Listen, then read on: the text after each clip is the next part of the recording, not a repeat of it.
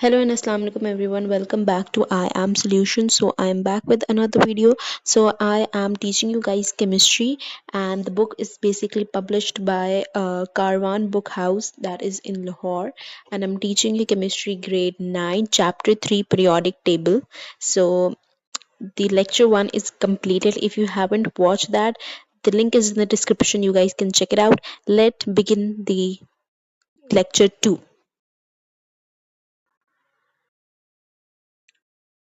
So till here I have completed everything.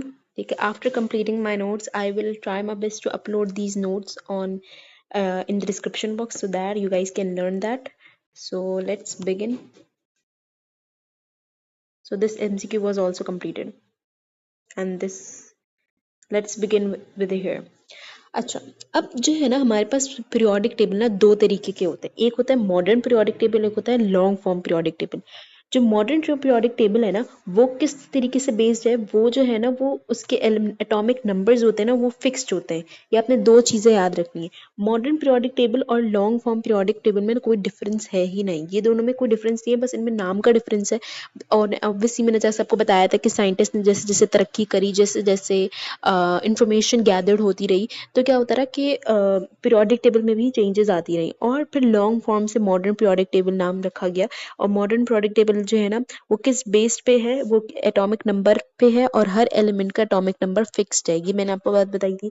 Second, right से left जाते हैं जब हम पीरियोडिक टेबल के, तो एटॉमिक नंबर हमेशा इंक्रीज हो रहा होता है। क्या हो रहा था? इंक्रीज। मॉडर्न और लॉन्ग फॉर्म पीरियोडिक टेबल में सिर्फ स्टाइल और लेआउट का डिफरेंट है, ये फॉर्मेट का डिफरेंट है। There is no difference, everything is really same.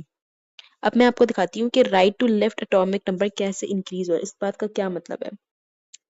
If you see the, देखो यहाँ पे लिथियम का एटॉमिक नंबर 3 है। जो छोटा वाला नंबर होता है वो हमने बताया था एटॉमिक नंबर होता है, या तो प्रोटॉन नंबर कहते हैं। यहाँ 3 है, यहाँ 4 है, तो यहाँ किसे right sorry left to right जाते हुए क्या हो रहा है? एटॉमिक नंबर क्या हो रहा है? इंक्रीज हो रहा है। क्या हो रहा है? इंक्रीज हो रहा है। आई गेस मैंने उल्टा लिख दिया। Yes, I did a mistake. So it's left to right, not right to left. Left to right. ठीक है, I will make the correction on the notes.